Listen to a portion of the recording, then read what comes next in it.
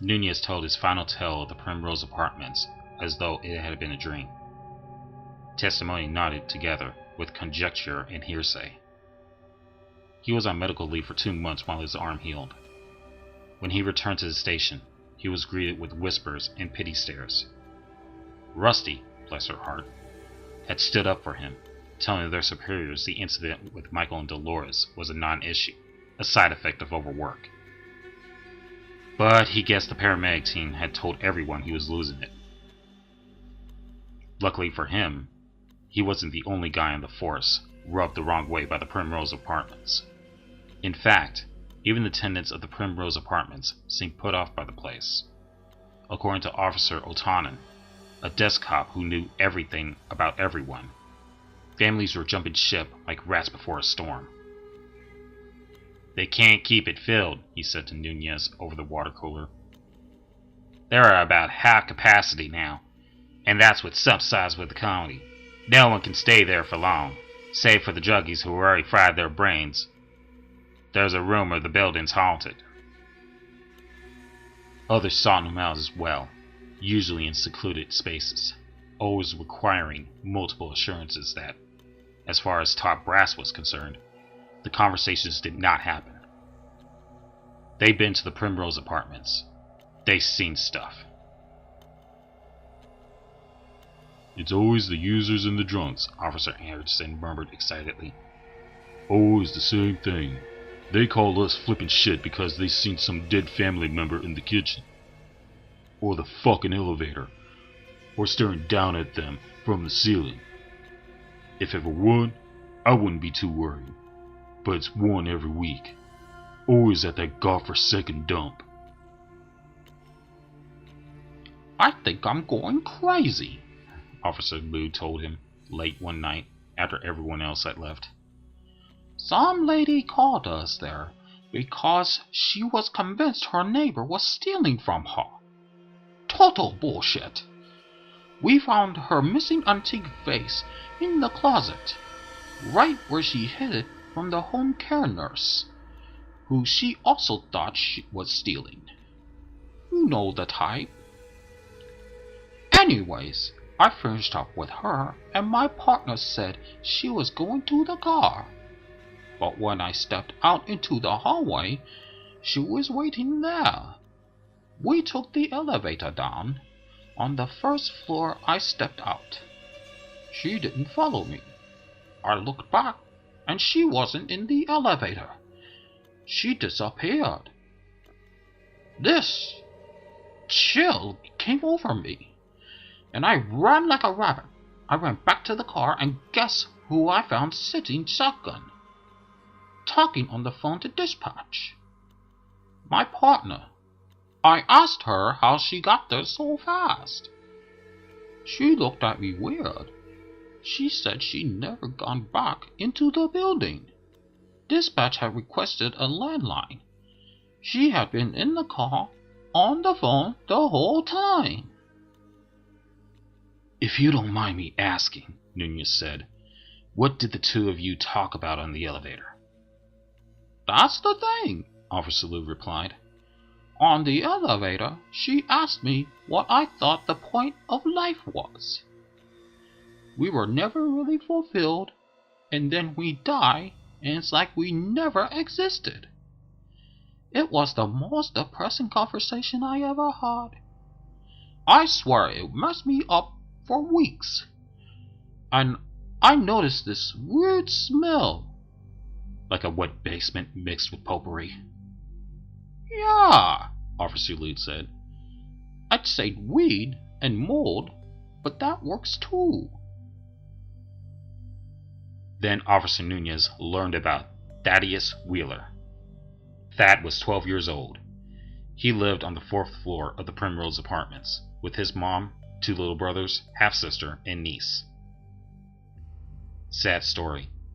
His mother worked as a CNA at St. Vincent. Nights. Thad's father had been in the ground for 3 years, shot in the driveway of the house where the family had once lived. Likely the victim of a gang initiation. There were photos of him with the kids all over the apartment.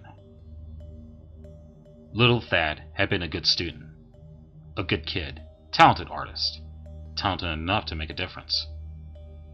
Again, had been. Lately, his teacher had reported that Thad was falling asleep in class and falling behind on his work. He ignored his friends and family. While his brothers played video games or rode bikes in the parking lot, Thad would lock himself in his room.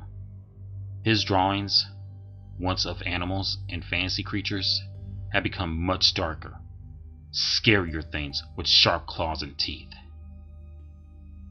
Once, a month before, Lydia Wheeler, the mother, called 911 in a panic. When she arrived home at 5:30 in the morning, Thad was missing. 3 sets of cops were dispatched to search the premises. They found the boy an hour later, fast asleep in a little closet. Right across from the janitor's closet? Nunez asked, dreading the answer. Yeah, the other officer said, frowning. How'd you know? When asked why he did it, Thad responded that he simply liked it there. Sleepwalking, everyone thought. But the police had been called to Lydia Wheeler's apartment twice more since then. Once by Lydia, because Thad was hanging his head against a wall and wouldn't stop. And once by a neighbor, because Thad was wandering aimlessly through the halls, clutching a serrated steak knife. Lydia told the cops that Thad's nightmare sojourns to the little closet on the first floor had become a recurring incident. 3 times a week she would find him there, asleep on the dirty linoleum floor. She was looking for a therapist. The next time Thaddeus Wheeler inspired a 911 call, by the sister Rochelle this time, Nunez and Rusty were one of the 2 pairs sent. 12-year-old African-American male, the dispatcher had said. Locked in a bathroom, armed with a knife, possibly a second person with him. Nunez and Rusty met Rochelle, a chubby girl of about 19, in the hallway outside of the apartment. A toddler and 2 school-aged boys huddled at her feet. There's a man in there, Rochelle cried. I went to the door to call Thad for dinner, and I heard him talking to someone. This deep man's voice responded. Then Thad started screaming, No, no, no! And something slammed against the wall. I tried to force the door, but it's locked, and I think something pushed against it. Did you hear what the man said to Thad? Rusty asked calmly. Rochelle shook her head. I think I'm going crazy. I couldn't make out what he said, but it sounded like... I don't know. It's bullshit. What? Rusty asked. I thought he sounded like my stepfather, but my stepfather's been dead for years. Rusty herded Rochelle and the children towards the elevator. Guns drawn, Nunez and the other 2 officers entered the apartment. From one of the rooms, they heard a child crying. Coming up to the closed door, Nunez and the second cop positioned themselves. The burliest of the 3 officers turned his shoulder, took a running start, and rammed the door. Bang! The door slid open. A nightstand had been placed against it. Nunez nearly dropped his gun in shock. The must and potpourri smell hit him in the face like a wave. Little Thad sat on the floor between 2 sets of bunk beds, clad in a wife beater and boxer shorts, holding a steak knife. Up and down his arms and legs were deep, jagged, self-inflicting cuts. His face was swollen and snotty. Upon seeing the 2 guns pointing at him, he dropped the knife and let out a small cry. We're not going to hurt you, kid, Nunez heard himself say. The room was completely trashed. There were pictures on the walls. Horrible demons, mutilated humans and animals, flames, tortured implements. Upon closer inspection, the drawings were determined to have been completed with both marker and Thad's blood. The paramedics and the Department of Mental Health were called. The apartment was thoroughly searched for the esoteric second party, the man with the deep voice. No one was found.